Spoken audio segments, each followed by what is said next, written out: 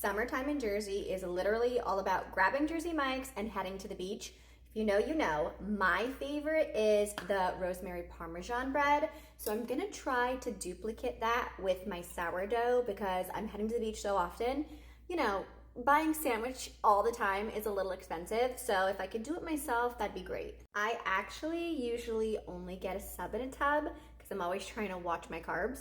But of course, my daughter loves the Parmesan rosemary as well. So I gotta take a bite of hers to make sure it's not poison. I know that if I can get it taste like that, she's going to love it. So this is what it looks like. This is 100 grams of active starter, 20 grams of sugar, 250 grams of filtered warm water.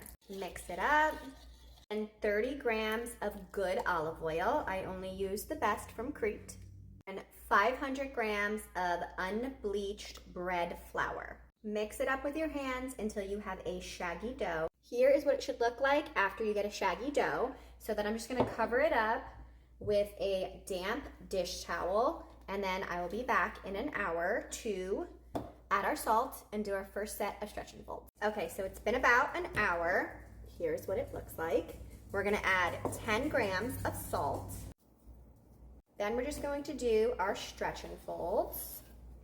It's looking really, really good. So we're gonna do 3 more sets of stretch and folds every half an hour. And I'll be back when bulk fermentation is done so we can do the shaping. Okay, so it's been about 4 hours and it looks so good, nice and fluffy. It's about 50% doubled, that's what you want. And then I got 2 trays here lined with parchment paper so that we could put them right on there afterwards. So I got my scale here. And we're gonna use about 200 to 225.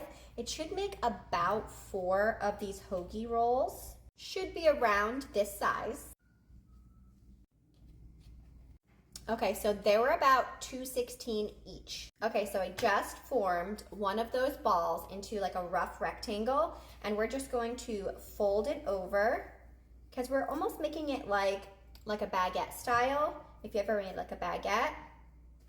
And then you're gonna pinch the ends closed, and you kind of just wanna push down on your seam. Flip it over. Then you just wanna go seam side down on your parchment paper. Give yourself enough room so that it can spread out because it's still got a proof. Let's do the next one. The texture kind of reminds me of when I make bagels. That's the same kind of texture of this dough. So this is what it looks like. Again, you just fold over. Kind of press it down, fold over this side, press it down, pinch the ends here, flip it, and just make sure it's nice and kind of the same length as the other one you made. So I only put 2 on a tray just in case because I don't know how much they're going to proof. I don't want them to like melt into each other. So I'm going to let them proof.